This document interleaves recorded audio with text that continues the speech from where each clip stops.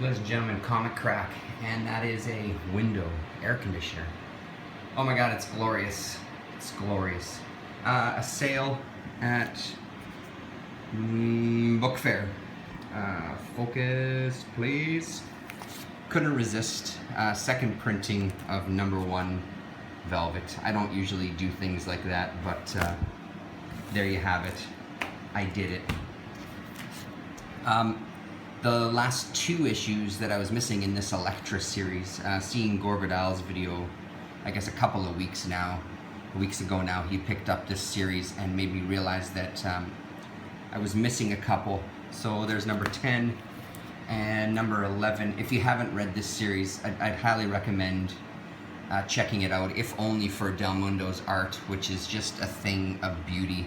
I've been praising his artistic skill for a while now. These have been really good. I was following it when it was coming out and really enjoying it, so I'm looking forward to finishing that sucker off. A couple of more issues of Low to keep catching me up. This is issue number 8 and issue number 9. And then finally, one that I've been looking at since the unfortunate and sad passing of Darwyn Cooke. I reread some of his books, including New Frontier, and there was talk of this group in New Frontier. This is The Losers, so you can get some light there. Again, these were on sale, so $20 for something in this condition plus the sale was a pretty good deal. I'd been looking at these on eBay and because I wanted to check some of them out.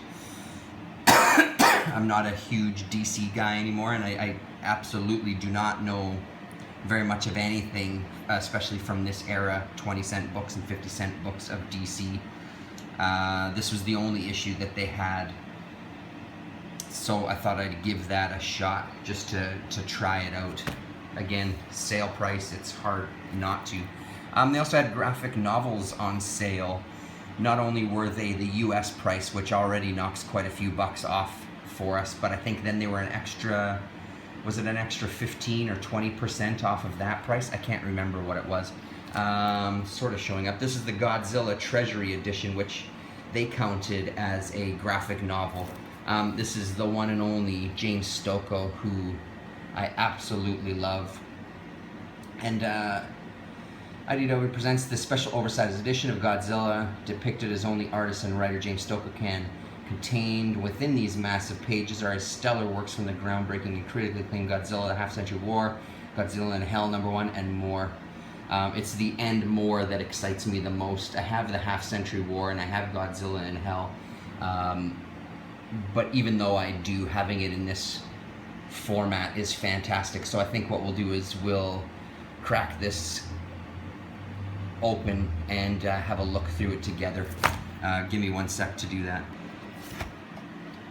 So here's the interior, and here's what we have. Focus. Thank you. Godzilla Half-Century War #1. IDW tryout pages. Half-Century War sample pages. I remember hearing, I think it was on Ink Studs, and I think it was on, maybe it was a James Stokoe interview, I can't remember. It might have also been a Brandon Graham interview that Stokoe sat in on. When they were talking to him, he was talking about doing this book, and they were on the radio, on the podcast, radio show, whatever you want to call it. They were talking about the pages that he was drawing, so I'm hoping that's these sample pages.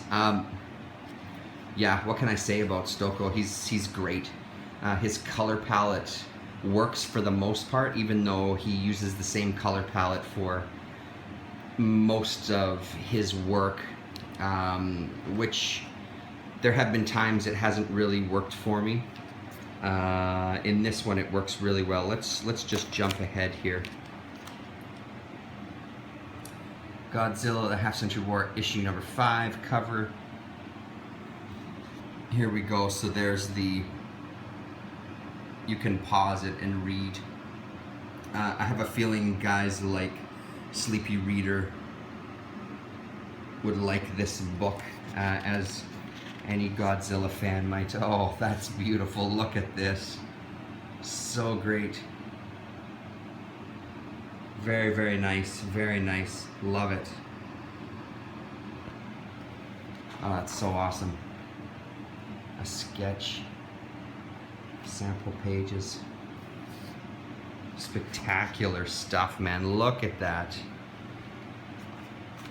Beautiful. So, I mean, here's the size comparison. There's a regular comic.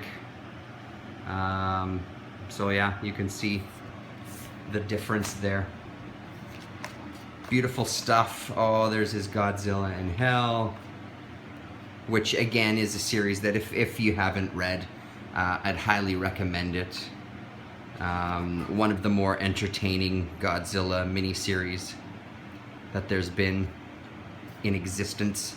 Every issue a different artist, pretty much wordless stories throughout, and just great monster battles. And Godzilla Gangsters and Goliaths, issue number 2 cover. Oblivion issue 1, Oblivion issue 2, Oblivion 3 and 4. Oblivion I don't have, actually. So maybe he did the variant covers, because I think he only did those. Because I know he does a lot of Kingdom of Monsters, Gangsters of Goliaths, Heroes of Earth. Yeah, I don't even see Oblivion here. I couldn't tell you about that one, unfortunately, but there you have it. That's the big old Godzilla Treasury Edition, and even at a cover price of $9.99 US, that's pretty damn good considering what you're getting. So again, if you have any interest in Godzilla or James Stokoe, have a look in your shops. I think this is a new release. Have a look and give it a purchase. Right on. Thank you. Goodbye.